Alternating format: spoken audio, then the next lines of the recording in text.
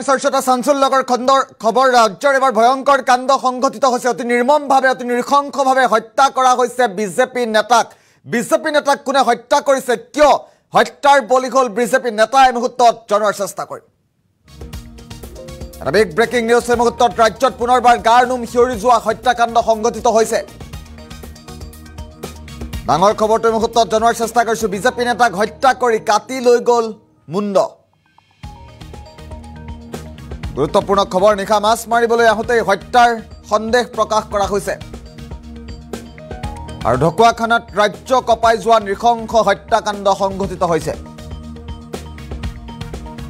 জনস্বাস্থ্য কাৰিকৰী বিভাগৰ ঠিকাদাৰো আছিল মৃত সুনীল গগৈ আৰু সুনীল গগৈ নামৰ বিজেপি নেতাগৰাকীক অতি নিৰ্মমভাৱে হত্যা কৰা হৈছে কিছুদিন পূৰ্বে এগৰাকী দুৰ্নীতিগ্ৰস্ত অভিযন্তাক গ্ৰেপ্তাৰত সহায় কৰিছিল সুনীলে উৎকোচ লোৱা অৱস্থাত হাতে লুটে গ্ৰেপ্তাৰ হৈছিল অভিযন্তাগৰাকী পুনৰবাৰ উল্লেখ কৰিছো ৰাজ্যত গাৰ নোম শিয়ৰি যোৱা হত্যাকাণ্ড সংঘটিত হৈছে এবাৰ অতি নিৰ্মমভাৱে অতি নৃশংসভাৱে হত্যা কৰা হৈছে বিজেপি নেতাক হত্যা কৰি মুণ্ড কাটি লৈ গৈছে দুৰ্বৃত্তই আৰু বিজেপি নেতাগৰাকীৰ কিছু ফটোগ্ৰাফ এই মুহূৰ্তত আহি পৰিছে আমি ফটোগ্ৰাফখন এই মুহূৰ্তত দেখুৱাৰ চেষ্টা কৰিম নিশা মাছ মাৰিবলৈ আহোঁতেই অতি নিৰ্মমভাৱে হত্যা কৰা হৈছে সুনীল গগৈ নামৰ এই লোকজনক জিলা বিজেপিৰ কিষাণ মৰ্চাৰ সম্পাদক আছিল তেওঁ আৰু নিশা মাছ মাৰিবলৈ আহোঁতে হত্যাৰ সন্দেহ প্ৰকাশ কৰা হৈছে গুৰুত্বপূৰ্ণ খবৰটো মুহূৰ্তত জনোৱাৰ চেষ্টা কৰিছো ৰাজ্যত পুনৰবাৰ নৃশংস হত্যাকাণ্ড সংঘটিত হৈছে অতি নিৰ্মমভাৱে দুৰ্বৃত্তই প্ৰাণ লৈছে বিজেপি নেতাৰ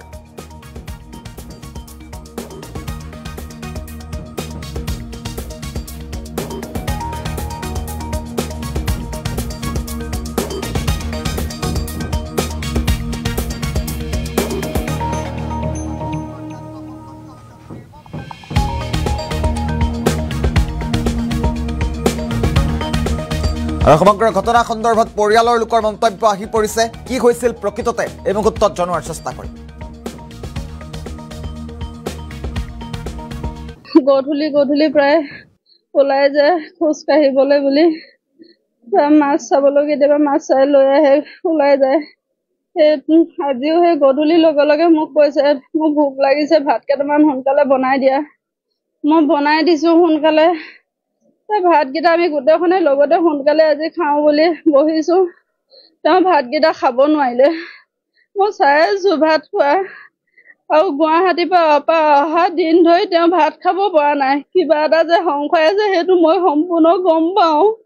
কিন্তু তেওঁ মোক দেখাই নিদিয়ে কেতিয়াও মই ভাতকেইটা বোলে আৰু খাব নোৱাৰো বোলে মই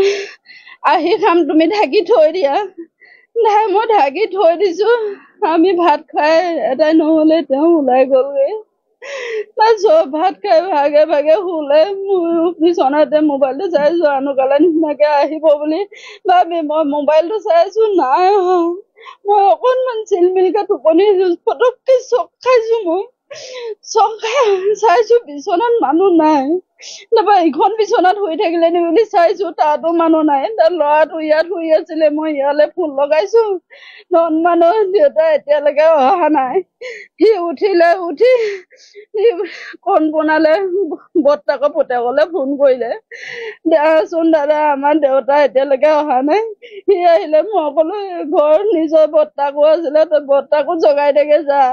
সেই বৰ্তাকো আনি তিনিওটা ওলাই গৈছে মই বোলো পোহৰ চোহৰ পথাৰৰ ফালে পাওঁ নেকি চাই যাবি তাৰপৰা মই ভিতৰত গৈ চাইছোগে আনুকালে দাখন লৈ যায় আজি দা চাই একো নিয়া নাই আৰু আনো গুৱাহাটীলৈ থাকোঁতে মোক মানুহে ফোন কৰি কয়